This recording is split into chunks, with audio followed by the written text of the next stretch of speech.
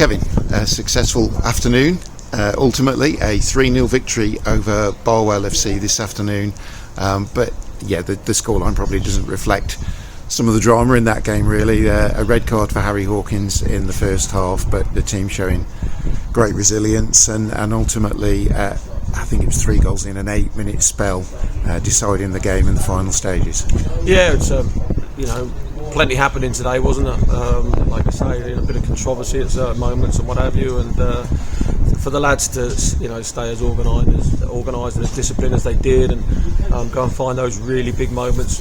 Everybody in that change room deserves a fantastic amount of credit. That like I say, they've worked so hard, been so together out there, and been really helped by the crowd. Keeping us believing and fighting for one another, and delighted that we've got through it and got the 3 points and move on to obviously a massive game next Saturday. Sure. I suppose I don't really need to ask. I'm sure Harry's massively disappointed about that. I think you could see in his reaction to it. But his colleagues there have really, as you say, pulled together, and he probably won't feel well. He won't feel as bad about it if it hadn't been a victory. No, and he said that in there. They're having a bit of banter and said to Harry, "What you got to say?" And I won't tell you exactly what he said, but he's certainly very appreciative of the discipline and the quality the lads have shown thereafter. You're disappointed with Harry. He's not a malicious lad. He's a very competitive boy. He's been brilliant for us since he's been in with us, and look, he'll learn from that. 18 years old and showing I think the maturity that he's shown over the period that he's played for us would all go well for him. Hopefully having a long and successful career. Sure.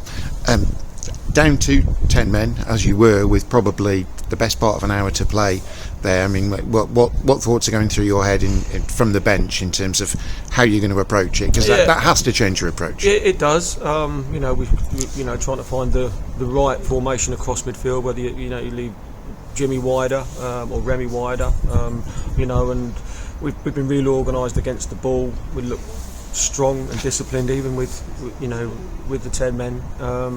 I think they had a big moment where Jordan's Crano's got the one off the line, and in the second half when they came out and probably had their best period against us, I would say. He clears that, and then we go and find some good counter-attacking moments, which we know we're capable of, and come up with the goals that end up dividing the two teams. And look, there's a stonewall penalty that we should have been given just prior to actually scoring, and for the lads to get over not being awarded that.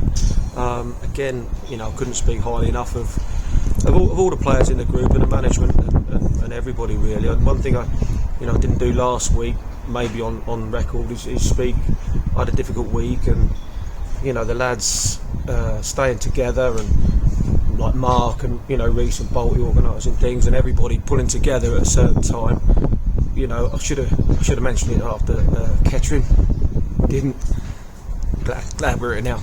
Yeah, Kevin, we won't expand upon that, but I know you did have a tough time with something in your personal life there. But yes, I mean, it does speak volumes for the way they knitted together, and perhaps just a little bit in today's game, and maybe that decision that didn't go Jordan Pickett's way with the penalty, maybe feeling there was a little bit of injustice there, just seemed to sort of inspire the team to even more effort. Very much so. I think off the back of that, we're high up the field, and I think that the first goal from Jordan came from that sort of phase of play and what have you like, and look, he puts the ball in.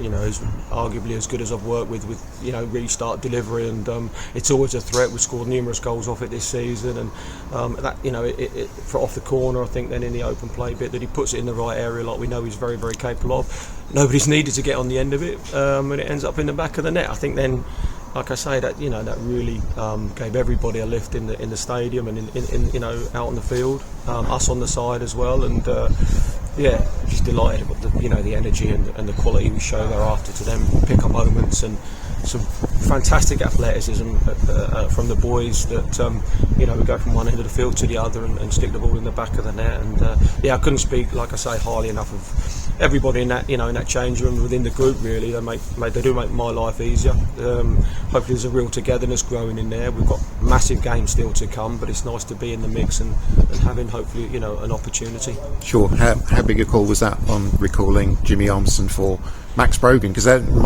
don't think he's done anything particularly wrong, but it's a measure of the competition you've got there. Yeah, I think Jimmy went on last Saturday and had a fantastic effect on the group. Been chomping at the bit to get in there and play again. He was sensational today, and he scores the final goal in the way that we know he's capable of. Great energy, real good quality there. And yes, you're right. It is.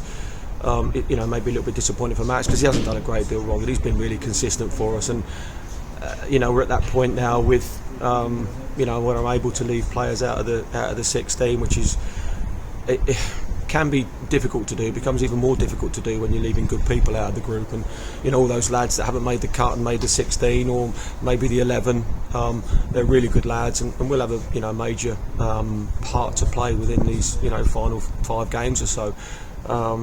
And like I say, my job's a little bit more difficult in that situation, and I know that they're great characters and good boys, and hopefully they come again. They've shown a great attitude off the back of what it is.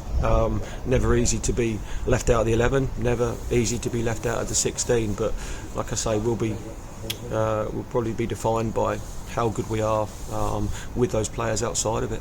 Sure.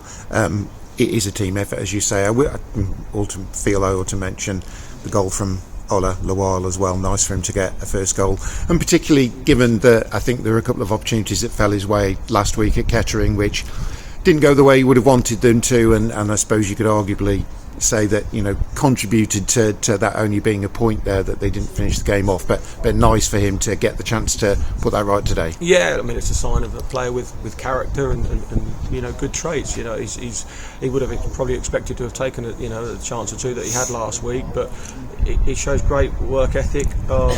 He's hungry to do well, and he's come into the group and had a fantastic effect in the game that he's played, and delighted that he's got himself a goal. When you think where we've scored that from and the distance he's had to cover to find himself in that moment, and hopefully, like I say, he can build on it and he can grow his game with us, and hopefully push us on and drive us on, and like I say, in these final few games. Sure.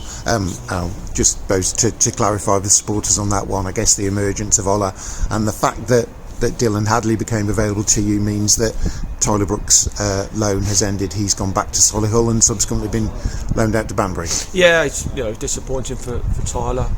Again, maybe a little bit a victim of the circumstances that we found ourselves in, with probably everybody nearing full fitness, and like I say, the high level and standard that whether it's Steno or Ola or Dylan or whoever it might be that they've been working to.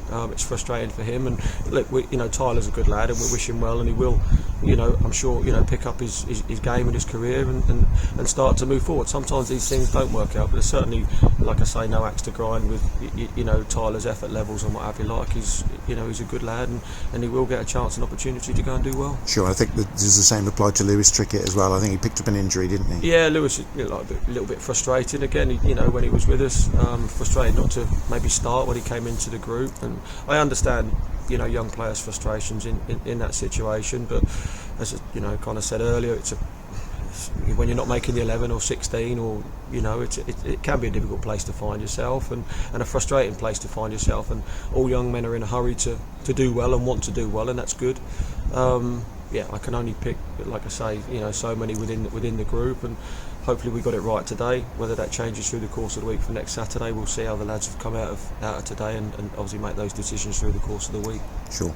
I won't make the mistake of saying it's a week off, because it's never a week off. There's always training and there's always things going on as well. But Spalding United here next week, big challenge. Massive game, yeah. They're a very capable side. They've recruited some high-profile players. They obviously took Nathan from us, and they'll be right in and around it. I think they've had a fantastic result today, and like I say, that they are very, very capable, and it'll be a real tough game. The lads need to enjoy tonight, tomorrow, but then we need to, like I say, regroup on Tuesday and Thursday, and make sure that our focus remains something similar to what today was and what last Saturday was, and like I say, hopefully we can have a similar outcome if we're at it. Kevin, we appreciate your time as always. Thank you.